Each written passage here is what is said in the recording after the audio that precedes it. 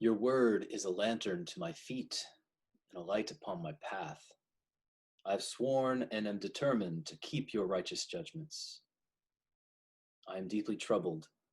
Preserve my life according to your word.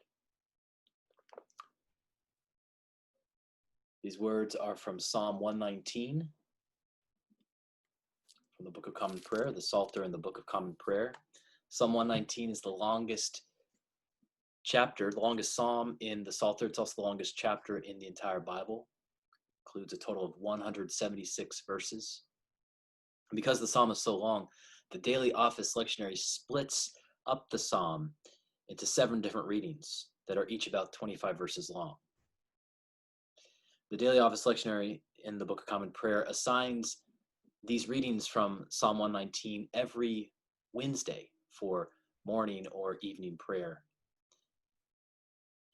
And during this extended time of social distancing, I think much longer than many of us expected, I've been encouraging us to pray the Psalms. And I want to encourage us to pray through this extraordinary psalm, Psalm 119. And I want us to do that for the next several weeks. Ideally, this psalm is meant to be prayed as part of morning or evening prayer, and I hope that you do that. However, what I'd like to do is offer a unique way of praying and reading through this psalm. I'd like to read this psalm, Psalm 119, in light of the letters of the Hebrew alphabet. Psalm 119 is what is called an acrostic psalm, which means that the poetry of the psalm is arranged according to the letters of the Hebrew alphabet. So let me show you what that looks like. You can look in your prayer book or any psalter.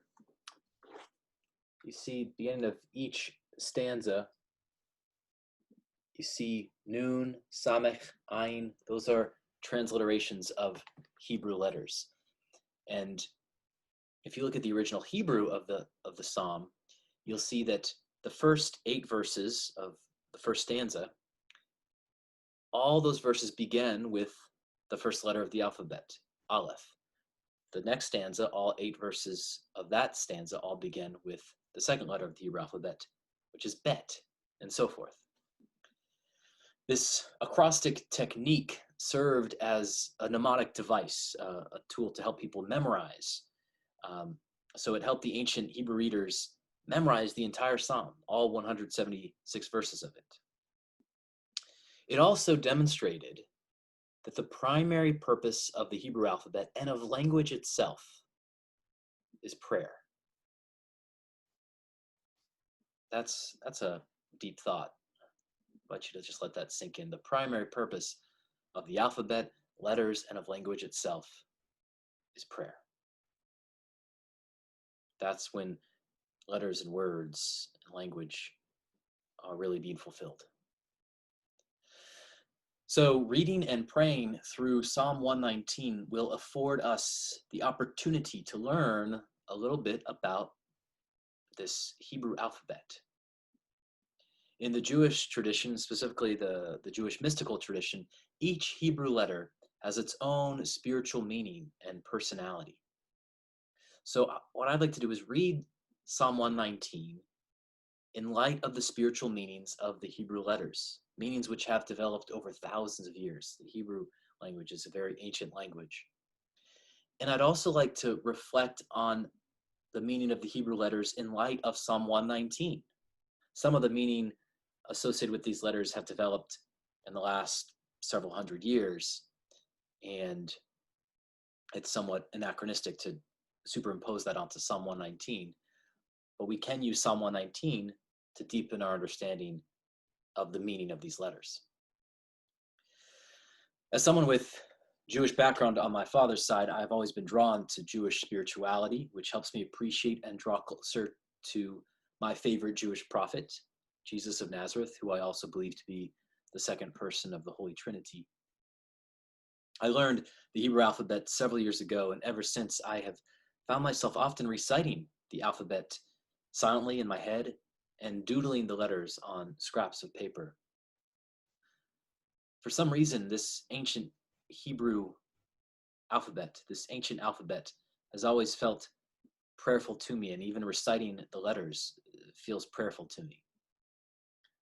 So I was very encouraged when I came across this story of a humble Jewish farmer whose unique prayers were apparently more effective than those of the great rabbis of his time. The prayers of this humble Jewish farmer involved simply reciting the Hebrew alphabet and then asking God to arrange the letters and put them together to form the right prayers for him to pray. I love that story. The Jewish mystics believe that all of creation is formed and sustained by the letters of the Hebrew alphabet. It's interesting to think about that in terms of a genetic code, which we associate with just 4 different letters. And each letter of the Hebrew alphabet has its own value, its own numerical value, its own spiritual value, its own meaning, and even its own personality, its own power. It's like each of them are archetypes within themselves.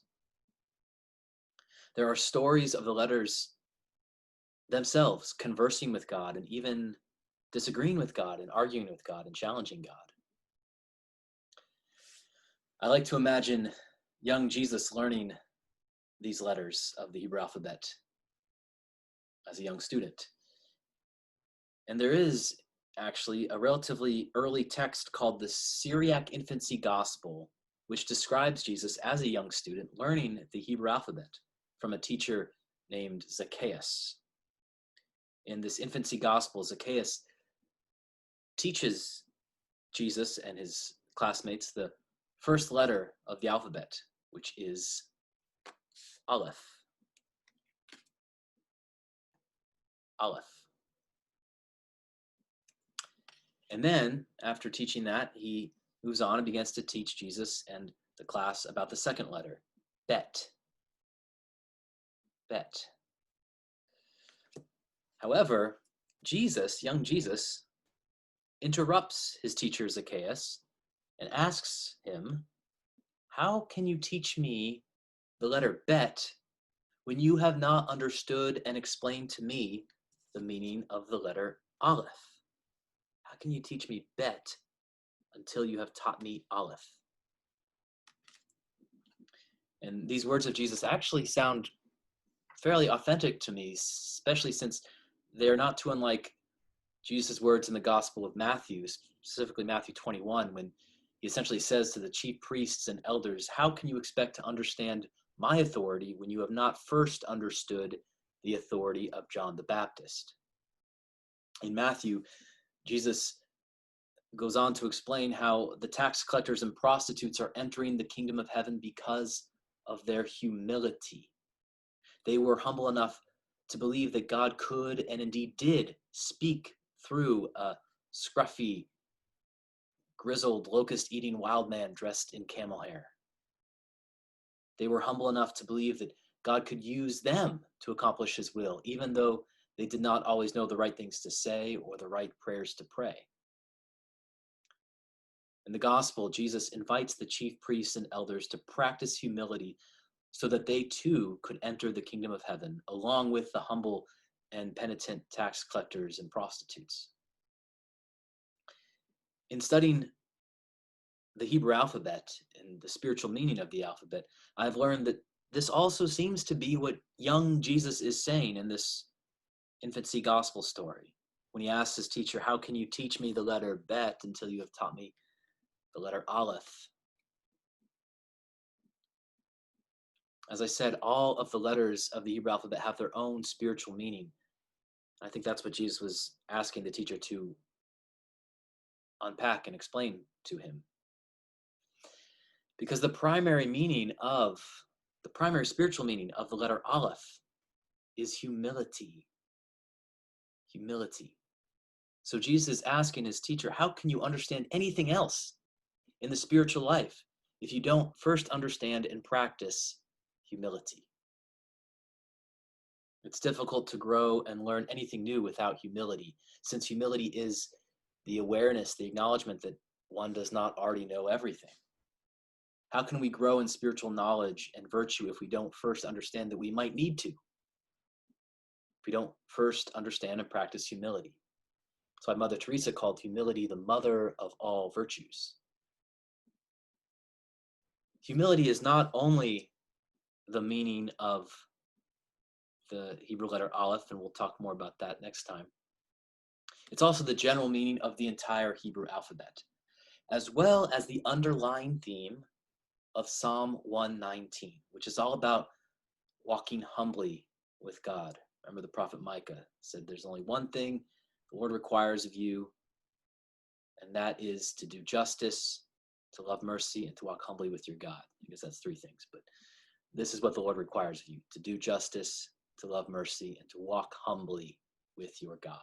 And that's what Psalm 119 is about: walking humbly with God, guided by God's word as it guides our way like a lamp unto our feet. Psalm 119 is this long meditation on God's law and God's steadfast love, which both set us free. Although some people may find the psalm a little repetitive and even boring, the psalm actually includes a surprising variety of different elements and genres. It includes lament, it includes praise, expressions of trust, beatitudes, proverbs, hymns, thanksgiving testimonies, and more. The psalm is a colorful montage of prayers, all revolving around God's steadfast love and God's word, and all woven together by the mystical letters of the Hebrew alphabet. C.S. Lewis, in his Reflections on the Psalms, compares Psalm 119 to an embroidery, which has been created stitch by stitch through long, quiet hours for love of the subject and for the delight in leisurely, disciplined craftsmanship. So during these next few weeks, I invite us to appreciate the disciplined craftsmanship and embroidery of Psalm 119 by praying the psalm and by reading it in light of the letters of the Hebrew alphabet, in the bright light of those letters. By doing this, we can learn to walk more humbly before God, guided by his word and the letters of his word, each step of the way. We need that light now in the midst of the darkness of the crisis we are in. So next Wednesday, we will look briefly at the first three stanzas of Psalm 119 and the first three letters of the Hebrew alphabet. I wrote them out here. Aleph, Bet, Gimel. So notice we read left to right, but Hebrew is right to left. Aleph, Bet, Gimel. That's what we'll look at next time. And then Dalet, He, Vav, Zayin, Het, Tet, Yod, Kaf, Lamed, Mem, Nun, Samek, Ein, Pe, Tzadeh, Kof, Resh, Sin, Shin, Tav. There's the alphabet, and we'll unpack the meaning of each of these in the next few weeks. So I hope you can join us. I look forward to journeying with you as we walk humbly with each other and with God.